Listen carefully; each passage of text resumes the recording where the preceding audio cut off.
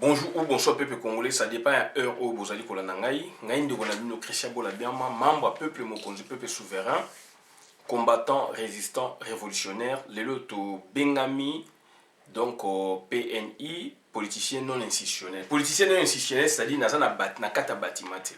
Naza na logique ya politicien batimate. Nga nazali politicien ya libanda, donc toza na élément commun, to benyango politique. Bien que biso to zali activistes et politiques, d'autres nous sommes des politiciens. Les autres que le mingi mingi makambu ya démission ya donc il y a président nommé Félix Antoine Tshilombo, oyo président de la République élu Martin Fayulu alobi ezali normal. Donc Félix Antoine Tshilombo doit démissionner pour libérer le pays. À démissionner, il y a trois raisons fondamentales. Il faut démissionner pour se libérer na joug o ya kota wana na monzanga o ya kota puisque teki mboka kota na monzanga, il doit démissionner. Deuxièmement, il faut peuple est libéré puisque yé a se libérer de peuple il faut ba libérer il y a moins des senga do pillage populaire o ba tu peux ba bengi soulèvement populaire. Donc, troisièmement, c'est-à-dire en faisant cela, nous libérons notre pays. Sans cela, Mboka Nabiso et Gozala toujours zingami, puisque Hippolyte Kanambe, les Azana position oyoye, Azana Ngouana, position de faiblesse, mais dans l'entretemps, Atie Bino bouclier. N'a bien une position de faiblesse, pourquoi? Puisque il n'est plus président de la République. Donc, Azana position de faiblesse. Donc, c'est-à-dire, on ne peut jamais accepter que Moutou Oyo a dirigé, a créé un président donc nommé donc Fati Félix Antoine Tshilombo et que yé le loyo a mema biso na mboka ndenge zali wana puisque mboka ezali ke na désordre na yango toza ko senga na association toza ko senga na Martin Fayulu président élu décision oyo vivement donc ezali il faut comme réalité donc Félix Antoine Tshilombo doit démissionner parce qu'il a un intérêt supérieur ya mboka parce que Mboka Nabiso est allé occuper. Il doit démissionner avant de payer trois raisons fondamentales. Donc, et Sengeli peuple à se prendre en charge. Le mot déjà est lancé.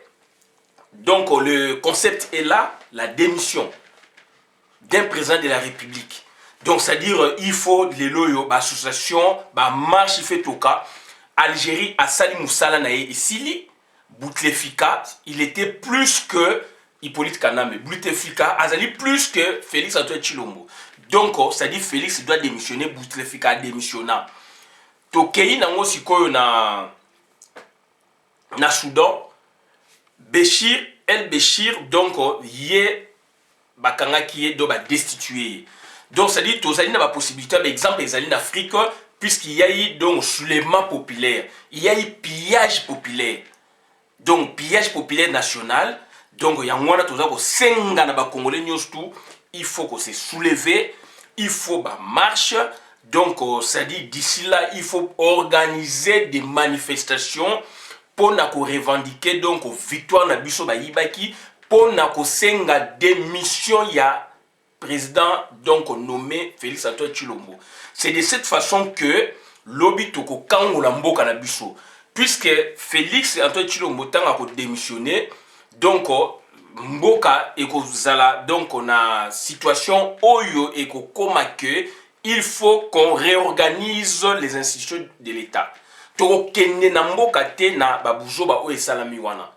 Oyo ya ba donc parlement moko cousu donc na ba fil blanc eza ko monana donc présidence cousu na ba fil blanc eza ko monana clairement donc to kendaka donc toko marchaka lobby bongoti donc gouvernement eko bimate et soke bimi toko tambola kana ba buzoba wana te ya ba Rwandais ba Kabili na kati et alors que Félix azaliko ça la bouclier wana donc il faut que buka yango tozo senga donc de tous nos vœux donc c'est à dire soulèvement populaire to ben pillage populaire national matérialisation dans les alliés par les marches, le mot d'ordre est là, donc il faut qu'il démissionne. Il faut qu'il démissionne. Et il doit démissionner pour se sauver, il doit démissionner pour se faire libérer du jour donc, dans lequel il est lié. Donc, et puis, il doit démissionner pour qu'on libère notre pays.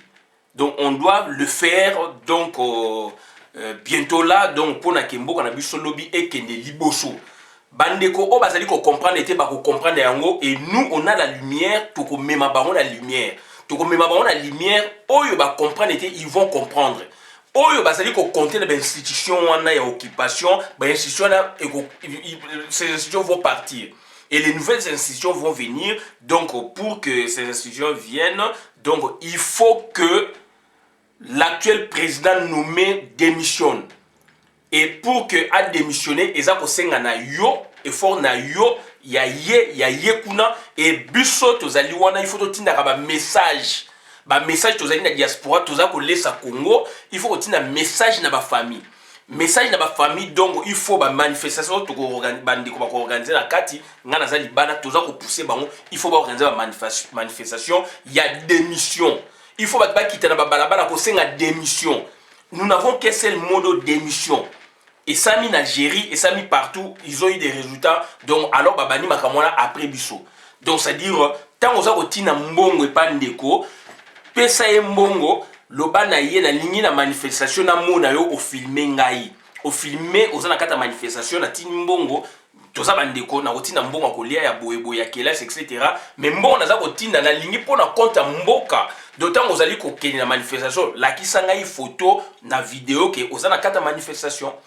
Voilà bandeko na ngai makambo oyo tomoni yango wana. Donc président élu Martin Fayulu, un bon concept au Bimisi, donc le monsieur là doit démissionner. Il doit démissionner puisque donc on doit les libérer na joug donc les locaux ya kotiwana puisque aza okokate. Donc biso to ko libérer puisque hypothèse ya mi balende ngwana ya liboso e moka se libérer okokate. Biso to ko libérer ye ya ko senga démission, il faut démissionner. Sur 4 jours, sur 5 jours, il va tomber, il va démissionner. Et troisièmement, hypothèse en le faisant, tu as libéré mon cannabis. Donc, ce qui a démissionné, tu libéré mon cannabis. Et maintenant, cette fois-là, tu as une institution à Sika. Makamana, tout est tombé. Et on verra, Bablo, tout, il y a Sika. Et Hippolyte Kanam et Toko Benganaye na mboka wana. Donc, bandeko, autre chose, vous savez, dans la vidéo, madame, dans la communauté. Merci. Donc, président nommé Félix Antoine Tshilombo doit démissionner. Merci.